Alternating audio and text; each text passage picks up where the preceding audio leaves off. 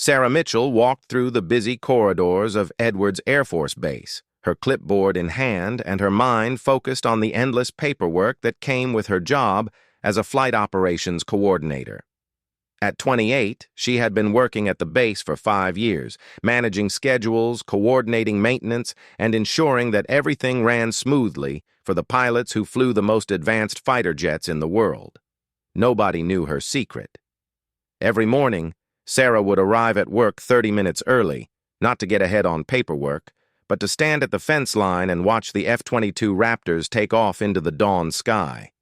The powerful roar of their engines would make her heart race, and for just a moment she would close her eyes and remember what it felt like to be behind the controls of an aircraft.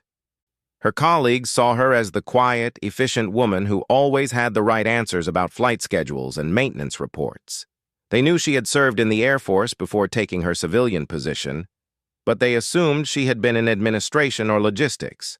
Sarah never corrected them. She never mentioned the hundreds of flight hours she had logged in various aircraft during her military service, or the fact that she had been one of the top pilots in her class at the Air Force Academy. The truth was more complicated than anyone realized. Sarah had left active duty not because she lacked skill or passion, but because of a single moment that had changed everything. During a training mission 3 years earlier, a split-second decision had saved her wingman's life, but had also resulted in the loss of a multi-million-dollar aircraft. The investigation had cleared her of wrongdoing, but the incident had shaken her confidence so deeply that she had requested a transfer to ground operations.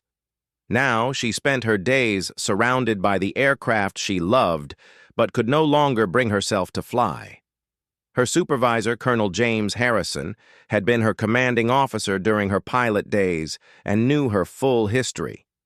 He had offered her the coordinator position as a way to stay close to aviation while she worked through her trauma, but he never pushed her to return to flying.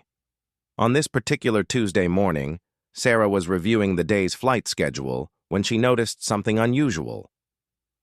The weather report showed a massive storm system moving in from the west, but it wasn't expected to reach the base until late afternoon. However, the meteorologist had noted some uncertainty in the storm's speed and intensity. As she walked past the hangar where 3 F-22 Raptors were being prepared for a routine training mission, she overheard the pilots discussing their flight plan. Captain Mike Rodriguez, the mission leader, was explaining the route to his wingmen, Lieutenant Tom Brady and Captain Lisa Chen. They would be conducting advanced combat maneuvers over the desert training range, testing new tactical formations that had been developed for potential future conflicts. Sarah knew all 3 pilots well from her coordination work. Rodriguez was experienced and methodical, Brady was young but talented, and Chen was one of the most skilled pilots on the base. They were scheduled to return by 2 p.m., well before the storm was supposed to arrive. As the morning progressed, Sarah found herself checking the weather updates more frequently than usual. Something about the meteorologist's uncertainty bothered her. She had learned to trust her instincts during her pilot days, and those instincts were telling her that the storm might be more unpredictable than the forecasts suggested. At 11 a.m., the 3 F-22s took off as planned. Sarah watched them disappear into the clear blue sky, their contrails marking their path toward the training range. She tried to focus on her other duties, but she couldn't shake the feeling that something was wrong. By noon, the weather reports were becoming more concerning. The storm system was moving faster than predicted, and its intensity was increasing. Sarah immediately contacted the control tower to discuss the possibility of recalling the training mission early, but the flight controllers assured her that there was still plenty of time for the pilots to complete their exercises and return safely. At 1:30 p.m., Sarah's worst fears began to materialize. The storm system had accelerated dramatically, and dark clouds were already visible on the western horizon. She contacted the training range control center to get an update on the mission status, and was told that the pilots were in the middle of their most complex maneuvers and couldn't be interrupted unless it was a genuine emergency.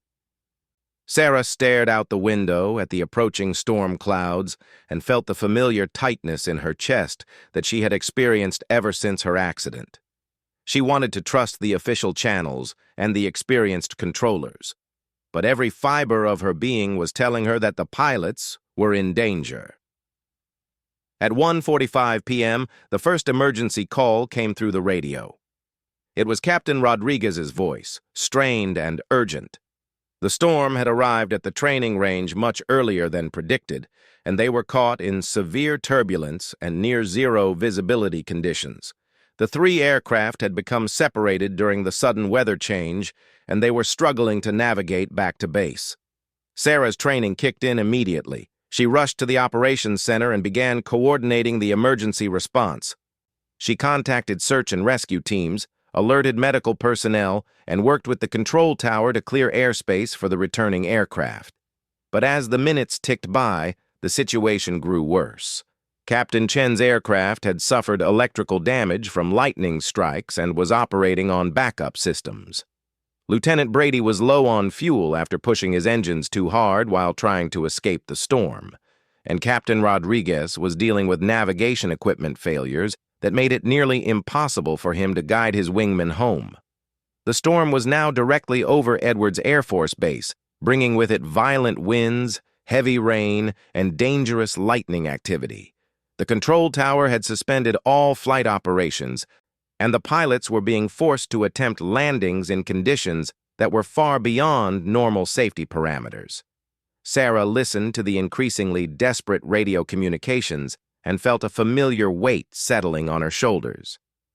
She knew these pilots, knew their capabilities and their limitations. She also knew the F-22 Raptor better than almost anyone on the base, having spent countless hours studying its systems during her active duty years. As she monitored the situation, Sarah realized that the ground-based controllers were having difficulty providing the pilots with accurate guidance. The storm was interfering with radar systems and communication equipment, making it nearly impossible to track the aircraft or provide reliable navigation assistance. At 2:15 p.m., the situation reached a critical point. Captain Chen's backup electrical systems were beginning to fail, and she was rapidly losing the ability to control her aircraft.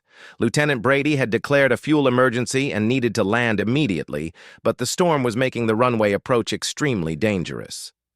Captain Rodriguez was trying to coordinate the landing sequence while dealing with his own equipment malfunctions. Sarah found herself standing in the operations center, surrounded by experienced controllers and senior officers, but she could see the uncertainty in their eyes. They were doing everything they could, but the combination of the severe weather and the multiple aircraft emergencies was pushing everyone to their limits. Colonel Harrison appeared at Sarah's side, his face grim as he listened to the radio traffic. He turned to her and said quietly, "Sarah, I know this isn't your responsibility anymore, but I need someone who really understands these aircraft and these pilots. Is there anything we're missing? Any options we haven't considered?" Sarah felt her heart pounding as she looked at the radar display, showing the three aircraft struggling in the storm. She thought about Captain Chen, who had a 2-year-old daughter at home. She thought about Lieutenant Brady, who had just gotten engaged the week before. She thought about Captain Rodriguez, who had mentored her during her early pilot days. For the first time in 3 years, Sarah allowed herself to think like a pilot again instead of just a coordinator. She studied the weather patterns, analyzed the aircraft positions, and considered the various approach options. Slowly, a plan began to form in her mind, but it would require someone to go up in the storm and guide the pilots home. The only problem was that every other qualified pilot on the base was either already airborne on other missions or grounded due to the weather conditions. The F-22 was one of the few aircraft capable of flying safely in such severe weather, but it would need to be piloted by someone with extensive experience in both the aircraft and extreme weather flying. Sarah looked around the room and realized that she might be the only person on the base with the necessary qualifications. The thought terrified her, but as she listened to another desperate radio call from the struggling pilots, she knew that her personal fears might have to take a back seat to the lives of 3 people who were depending on someone to help them get home safely. Sarah took a deep breath and turned to Colonel Harrison. Her voice was steady despite the chaos around them. "Sir, I need to get up there and guide them home." The colonel's eyes widened. "Sarah, you haven't flown in 3 years, and in these conditions—" "With respect, sir, you know my qualifications. I have more F-22 experience than anyone else available right now, and I've flown in weather worse than this." Sarah's hands were trembling slightly, but her voice remained firm. "Those pilots are going to die if someone doesn't help them navigate through this storm." Colonel Harrison looked at her for a long moment, weighing the risks. He knew Sarah's history, both her exceptional skills and the incident that had grounded her, but he also knew that conventional rescue operations were impossible in the current weather. And the 3 pilots were running out of time and options. "Sarah, are you absolutely certain you can handle this? I need you to be honest with me and with yourself." Sarah thought about the nightmares she still had about her accident, the way her hands sometimes shook when she heard jet engines, the fear that had kept her on the ground for 3 years. Then she thought about Captain Chen's little girl and made her decision. "I can do this, sir." Colonel Harrison nodded grimly. "Get suited up. I'll have the crew prepare Raptor 07. It's the only one that's fully fueled and ready to go." As Sarah hurried toward the pilot ready room, she felt a mix of terror and excitement that she hadn't experienced in years. The familiar routine of putting on her flight suit, helmet, and oxygen equipment brought back a flood of memories. Her hands moved automatically through the pre-flight checks, muscle memory taking over, despite the years away from the cockpit. The crew chief who met her at the aircraft was surprised to see her but didn't question orders. He quickly briefed her on the aircraft's status and any recent maintenance issues. Sarah nodded and climbed into the cockpit of the F-22, her heart pounding as she strapped herself in. The moment she placed her hands on the controls, everything changed. Despite her fears and the time away, the aircraft felt like an extension of her own body. She began the engine start sequence, and the powerful engines roared to life behind her. The familiar vibration and sound were both terrifying and comforting. As she completed her pre-flight checks, Sarah could hear the increasingly desperate radio calls from the 3 pilots still trapped in the storm. Captain Chen's electrical systems were failing rapidly, and she was losing control of her aircraft. Lieutenant Brady was down to emergency fuel reserves, and Captain Rodriguez was struggling to maintain formation with his wingmen while dealing with navigation failures. Sarah taxied to the runway where the crosswinds were gusting at nearly 40 miles per hour. Rain was hitting her canopy so hard that visibility was almost zero. For a moment, the old fear crept in, and she hesitated at the end of the runway. Then Captain Chen's voice came over the radio. "Mayday, Mayday, this is Falcon 2. I've lost most of my flight controls. I can't maintain altitude much longer." Sarah pushed the throttles forward and released the brakes. The F-22 accelerated down the runway and lifted off into the storm. Immediately, she was hit by severe turbulence that threw the aircraft around like a toy. Lightning flashed around her, and the rain was so heavy that her instruments were the only way to know which way was up. But Sarah was ready for it. Her years of training and experience kicked in, and she fought through the turbulence to climb above the worst of the storm. As she leveled off at 35,000 feet, she could see the 3 aircraft below her on her radar, scattered across a 20-mile area and all in trouble. "Control, this is Rescue 1. I have visual contact with all 3 aircraft on radar. Beginning search and rescue operations." Sarah dove back down into the storm, using her advanced radar and navigation systems to locate Captain Rodriguez first. His aircraft was the most stable, so she needed to use him as an anchor point for the rescue operation. She found him flying in a wide circle, trying to maintain communication with his wingmen while dealing with his own equipment failures. "Rodriguez, this is Rescue 1. I'm here to get you all home." "Rescue 1? Who is this? I wasn't aware we had anyone else airborne." Sarah hesitated for just a moment. "This is Mitchell. I'm going to guide you to Brady first, then we'll collect Chen and get everyone back to base." There was silence on the radio for several seconds. Rodriguez knew Sarah's voice, but he also knew she hadn't flown in years. However, the professionalism and confidence in her voice told him that she was exactly what they needed right now. "Copy that, Rescue 1. We're ready to follow your lead." Sarah used her superior radar systems to navigate through the storm and locate Lieutenant Brady. She found him flying erratically, his fuel gauge showing dangerously low levels. He was trying to conserve fuel by reducing power, but the strong winds were forcing him to work harder just to maintain control. "Brady, this is Rescue 1. I'm going to form up on your right wing and guide you to a rendezvous with Rodriguez. Keep your power settings steady and follow my lead." Sarah slipped her aircraft through the turbulent air and positioned herself next to Brady's F-22. Even through the storm, she could see that he was struggling with the controls. She began a slow, steady turn toward Rodriguez's position, constantly adjusting for wind and turbulence while keeping Brady in sight. The three aircraft joined up in a loose formation, but their most critical challenge was still ahead. Captain Chen's aircraft was 15 miles away and losing altitude rapidly. Her electrical failures had knocked out most of her navigation equipment, and she was flying basically blind through the storm. "Chen, this is Rescue 1. What's your current status?" "Rescue 1, I've lost most of my instruments. I'm flying on backup power, and it's fading fast. I can barely see anything through this weather." Chen's voice was strained, but professional. Sarah made a quick decision. She couldn't bring the entire formation to Chen's location because Brady didn't have enough fuel for the detour.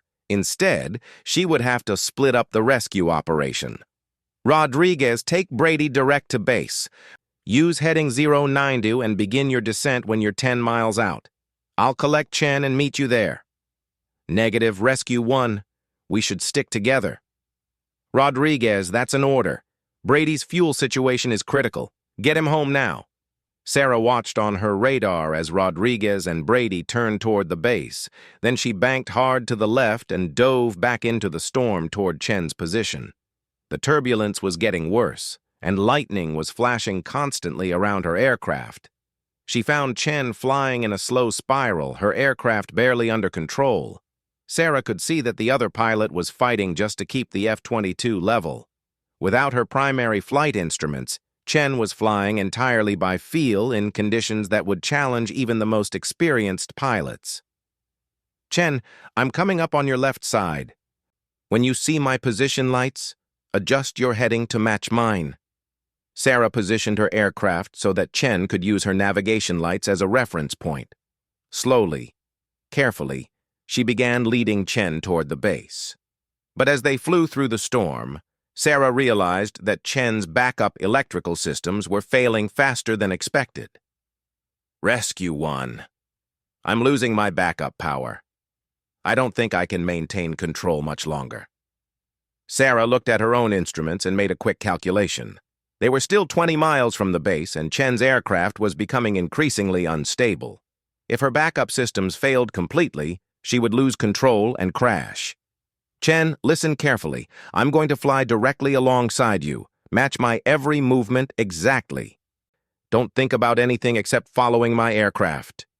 Sarah moved her F-22 to within 50 feet of Chen's aircraft, close enough that the other pilot could see her even through the heavy rain and limited visibility. It was an incredibly dangerous maneuver in such turbulent conditions, but it was Chen's only chance of making it home. For the next 15 minutes, Sarah flew one of the most challenging flights of her career. She had to maintain precise control of her own aircraft while constantly adjusting for the severe turbulence and guiding Chen through every turn and altitude change. One mistake by either pilot could result in a catastrophic collision. As they approached Edwards Air Force Base, Sarah could see that the storm was beginning to weaken slightly, but the winds were still gusting at dangerous levels. The runway approach would be treacherous, and Chen's limited instruments would make it nearly impossible for her to land safely without assistance. Control, this is Rescue 1. I have Chen with me, and we're beginning our approach. Be advised, Falcon 2 has minimal instruments and will need a precision-guided approach. Rescue 1, Rodriguez and Brady landed safely 10 minutes ago. We're ready to assist with the approach. Sarah lined up for the approach, with Chen following closely behind her. The crosswinds were still severe, and both aircraft were being thrown around by turbulence and wind shear. Sarah had to make constant corrections to stay on the proper glide path while ensuring that Chen could follow her movements. As they descended through the clouds, the runway finally came into view. Sarah could see fire trucks and emergency vehicles positioned along the runway, ready for the possibility that one or both aircraft might not make a successful landing. Chen, we're almost home. Stay with me for just a few more minutes. Sarah touched down first, her aircraft hitting the runway hard due to the crosswinds, but staying under control. She immediately moved to the left side of the runway to give Chen room to land. Behind her, she could see Chen's F-22 approaching, the aircraft wobbling slightly as the pilot fought to maintain control. Chen's aircraft hit the runway with a heavy thud, bounced once, then settled down and rolled to a stop. Both pilots had made it home safely. As Sarah climbed out of the cockpit, her legs were shaking from the adrenaline and the emotional weight of what had just happened. The ground crew surrounded her aircraft, but their faces showed a mixture of relief and amazement, rather than the routine efficiency she was used to seeing during normal operations. Colonel Harrison was the first person to reach her as she descended from the aircraft. His expression was serious, but Sarah could see something in his eyes that she hadn't seen in 3 years: respect and pride in her abilities as a pilot. "Sarah, that was some of the finest flying I've ever witnessed. You saved 3 lives today." Before Sarah could respond, Captain Chen came running across the tarmac. Despite having just survived a near-death experience, she was grinning from ear to ear. She wrapped Sarah in a bear hug that lifted her off the ground. "I don't know how you did it, but you saved my life. I've never been so scared in my entire life. And then you appeared out of nowhere like some kind of guardian angel." Captain Rodriguez and Lieutenant Brady joined them, both pilots looking exhausted but grateful. Rodriguez shook his head in disbelief as he looked at Sarah. "Mitchell, I had no idea you could fly like that. Where did you learn to handle an F-22 in conditions like those?" Sarah realized that her secret was out. Word would spread quickly throughout the base about what had happened, and everyone would want to know how a flight operations coordinator had been able to execute such a challenging rescue mission. Over the next few hours, as the storm began to clear and normal operations resumed, Sarah found herself answering questions from pilots, mechanics, and officers who had heard about the rescue. Some people were surprised to learn about her background, while others were curious about why she had left flying in the first place. The hardest conversation came that evening when Colonel Harrison called her into his office. He closed the door and gestured for her to sit down, his expression thoughtful. "Sarah, I need to ask you something important, and I need you to be completely honest with me. Today you flew better than you ever did during your active duty years. You handled multiple emergencies simultaneously while flying in some of the worst weather conditions I've ever seen. So I need to understand what really happened 3 years ago that made you stop flying." Sarah had been dreading this conversation, but she realized that after today's events, she owed Colonel Harrison the complete truth. She took a deep breath and began to tell him about the training mission that had changed her life. "Sir, it was a routine formation training flight. My wingman, Lieutenant Peterson, was relatively new to the F-22, and I was supposed to be mentoring him. We were practicing combat maneuvers when he got disoriented during a high G-turn and nearly flew into a mountain." Sarah paused, the memory still painful even after 3 years. "I had to make a split-second decision. I could either follow proper procedure and call for him to abort the maneuver, which might not have given him enough time to recover, or I could physically intercept his flight path and force him to change direction." Colonel Harrison nodded, remembering the incident report. "You chose to intercept. Yes, sir. I pushed my aircraft into his path and forced him to break off his turn. It worked. He avoided the mountain and landed safely. But the maneuver caused me to lose control of my own aircraft. I had to eject and the F-22 was destroyed. Sarah, you saved Peterson's life. The investigation cleared you of any wrongdoing. I know that, sir. Intellectually, I understand that I made the right decision. But emotionally, Sarah struggled to find the right words. I couldn't stop thinking about all the things that could have gone wrong. What if I had miscalculated, and we had both crashed? What if there had been another way to save him that I hadn't considered? What if my quick decision-making wasn't as good as I thought it was? Colonel Harrison leaned back in his chair, understanding beginning to show in his expression. You lost confidence in your instincts. Exactly. Flying at that level requires total trust in your training and your ability to make life-or-death decisions in a fraction of a second. After the accident, I second-guessed everything.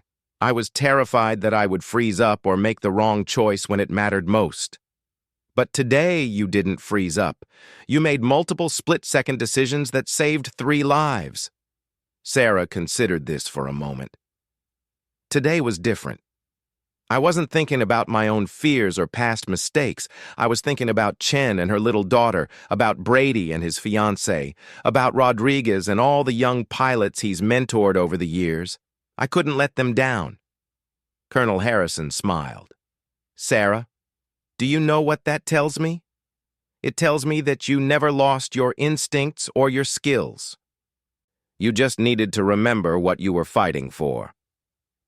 Over the following weeks, news of Sarah's heroic rescue mission spread far beyond Edwards Air Force Base. Aviation magazines wrote articles about her story, and she received commendations from senior military officials. But more importantly to Sarah, she began to receive visits from other pilots who had faced similar challenges. Some were veterans who had lost their confidence after accidents or close calls. Others were active-duty pilots who were struggling with the psychological pressures of flying high-performance aircraft. They all wanted to hear how Sarah had overcome her fears and returned to flying. Sarah found herself in the unexpected role of counselor and mentor, helping other pilots work through their own challenges. She discovered that her experience with trauma and recovery had given her insights that could help others who were facing similar struggles. 3 months after the rescue mission, Colonel Harrison called Sarah into his office again. This time, he had a specific proposal for her. Sarah, I've been authorized to offer you a return to active flying duty if you're interested.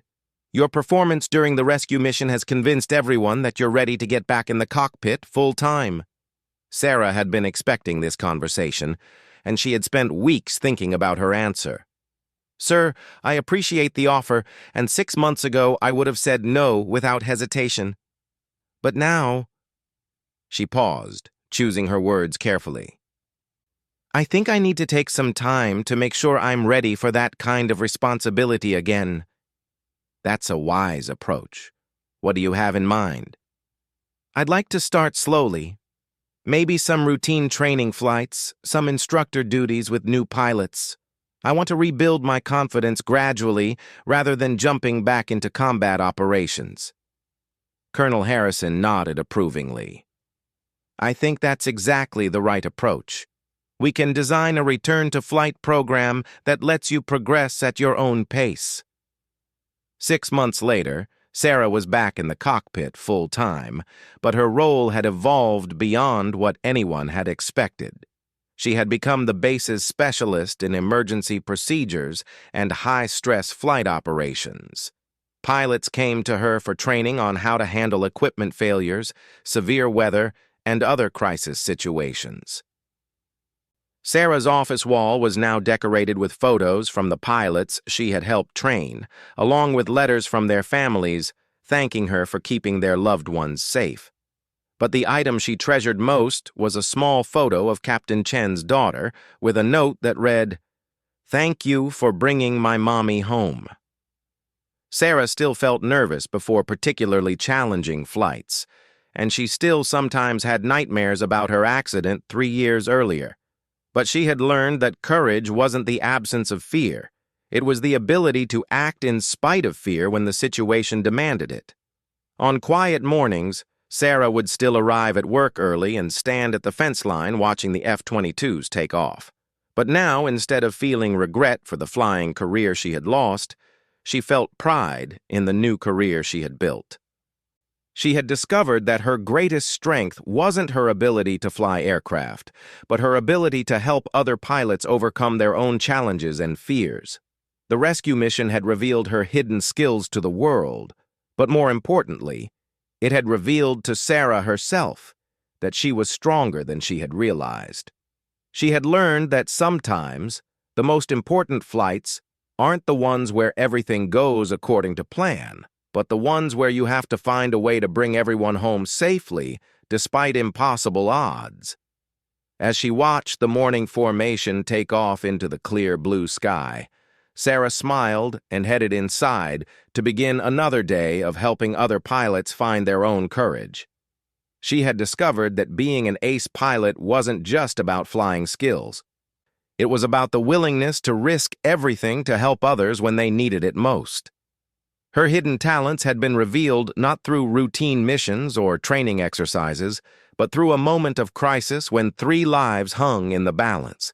And in saving them, she had saved herself as well, finding the confidence and purpose that had been lost for 3 years. Sarah's story became a legend at Edwards Air Force Base, not just because of her heroic actions during the storm, but because of what those actions represented. The idea that sometimes our greatest challenges can become our greatest opportunities, and that the skills we think we've lost might just be waiting for the right moment to emerge again.